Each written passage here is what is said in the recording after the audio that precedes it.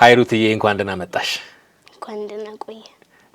እስቲ ራስሽንም ደግሞ አስተዋውቂ፣ እንደ ተመልካቾቻችንም ደግሞ መልካም በዓል በያቸው። እንኳን አደረሳችሁ። ስሜ ሩት አበራ ይባላል። አሁን እግዚአብሔርን ቃል አብረን እንካፈላለን። በጣም ጥሩ። ሩት መጽሐፍ ቅዱስን በጣም ትወዳለች አሉኝና መጽሐፍ ቅዱስን ለምንድን ነው የምትወጂው? የእግዚአብሔር የተስፋ ቃል ስላለበት። የእግዚአብሔር የተስፋ ቃል ስላለበት አይደል? ብዙ ጊዜ ነው የምታጠኚው?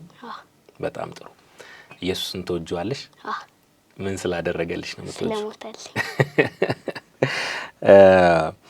ቃልህን በቃሌ የሚል የመጽሐፍ ቅዱስን በቃሌ ማጥናትና የመያዝ ውድድር እየተወዳደርሽ ነው። አሁን 5ኛ ዙር ላይ ደርሰሻል።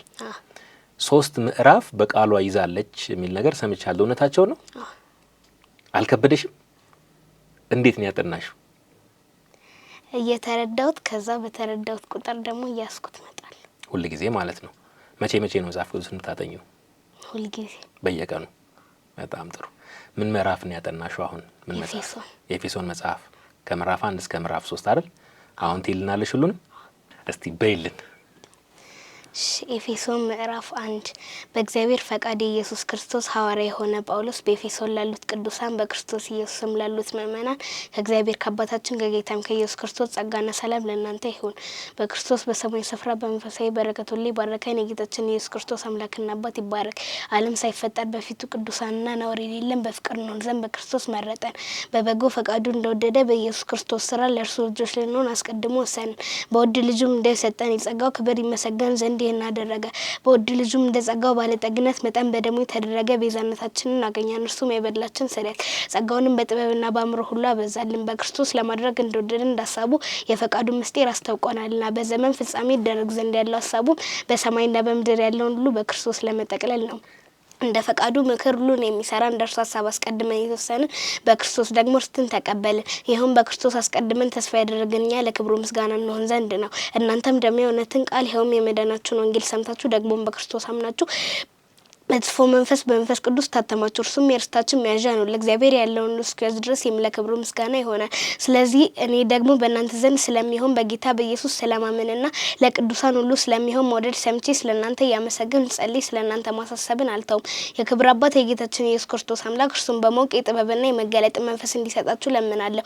ይህም የልባችሁ ዓይኖች ሲበሩ የመጥራቱ ተስፋ ምን እንዲሆን በቅዱሳንም ዘንድ ያለው የእርስ ክብር ባለጠግነት ምን እንዲሆን ለምናምን ከሁሉ የሚበልጥ የኃይሉ ታላቅነት ምን እንዲሆን ታውቁ ዘንድ ነው።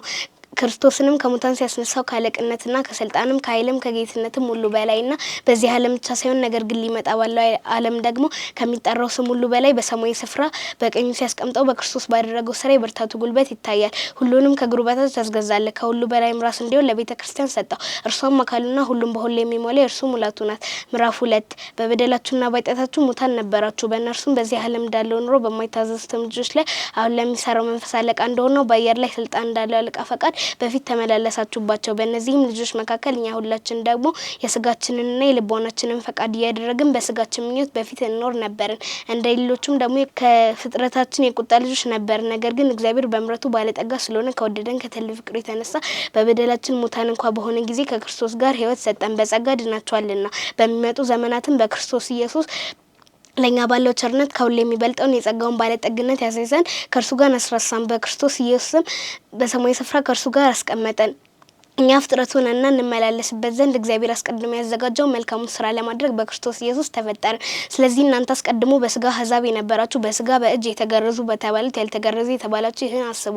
በዚያን ዘመን ከእስራኤል መንግስት ርቃችሁ ለተስፋውም ቃል ኪዳን እንግዶች ሆናችሁ በዚህም ዓለም ተስፋን አጥታችሁ ከእግዚአብሔርም ተለይታችሁ ያለ ክርስቶስ ነበራችሁ። አሁን ግን እናንተ በፊት ርቃችሁ የነበራችሁ በክርስቶስ ኢየሱስ ሆናችሁ በክርስቶስም ቀርባችኋል። እርሱ ሰላማችን ነውና ሁለቱን ያዋሃደ በአዋጅ የተነገሩትንም የትእዛዛትን ሕግ ሽሮ በመካከል ያለውን የጥል ግድግዳን በስጋ ያፈረሰ ይህም ከሁለታቸው አንድን አዲስን ሰው በራሱ ይፈጠር ዘንድ ሰላምን የሚያደርግ ዘንድ ጥልንም በመስቀሉ ገድሎ በእርሱ ሁለታቸውን ከእግዚአብሔር ጋር ያስታርቅ ዘንድ ነው። መጥቶም ርቃችሁ ለነበራችሁ ለእናንተ ሰላምን ቀርበው ለነበሩትም ሰላምን የምስራች ብሎ ሰበከ። በእርሱ ስራ ሁላችን በአንድ መንፈስ ወደ አብ መግባት አለንና እንግዲያስ ከእንግዲህ ወዲህ ከቅዱሳን ጋር ባላገሮችና እግዚአብሔር ቤተሰቦች ናችሁ እንጂ እንግዶችና መጻተኞች አይደላችሁም። በሐዋርያትና በነቢያት መሰረት ላይ ጣነጻችኋል። የማዕዘኑም ራስ ድንጋይ ክርስቶስ ኢየሱስ ነው። በእርሱም ሕንጻ ሁሉ እየተጋጠመ ለጌታ ቅዱስ ቤተ መቅደስ እንዲሆን ያድጋል። በእርሱም እናንተ ደግሞ ለእግዚአብሔር ቤተ መቅደስ ለመሆን በመንፈስ አብራችሁ ትሰራላችሁ። ምዕራፍ 3 ስለዚህም አሕዛብ ስለሆናችሁ ስለናንተ የክርስቶስ ኢየሱስ ስር የሆነውን የጳውሎስ እግዚአብሔር እንበረከካለሁ። ለእናንተ ስለተሰጠኝ ስለ እግዚአብሔር ጸጋ መጋቢነት በእርግጥ ሰምታችኋል። አስቀድሜ ባጭሩ እንደጻፍ ይህን ምስጢር በመግለጥ አስታወቀኝ።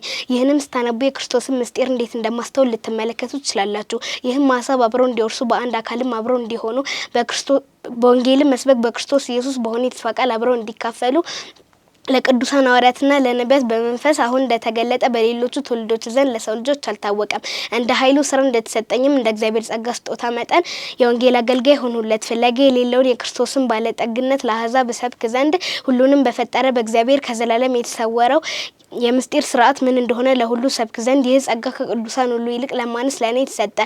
ብዙ ልዩ ልዩ የእግዚአብሔር ጥበብ አሁን በቤተ ክርስቲያን በኩል በሰማያዊ ስፍራ ውስጥ ላሉት አለቆችና ስልጣናት ትታወቅ ዘንድ ይህም በክርስቶስ ኢየሱስ በጌታችን የፈጸመው የዘላለም ሀሳብ ነበረ። በእርሱም ዘንድ ባለ እምነታችን በመታመን ድፍረትና መግባት በእርሱ አለን። ስለዚህ ስለእናንተ ስላለ መከራዬ እንዳትታክቱ ለምናችኋለሁ፣ ክብራችሁ ነውና። ስለዚህም ምክንያት በሰማይና በምድር ያለ አባትነት ሁሉ ከሚሰየምበት ከአብ ፊት እንበረከካለሁ።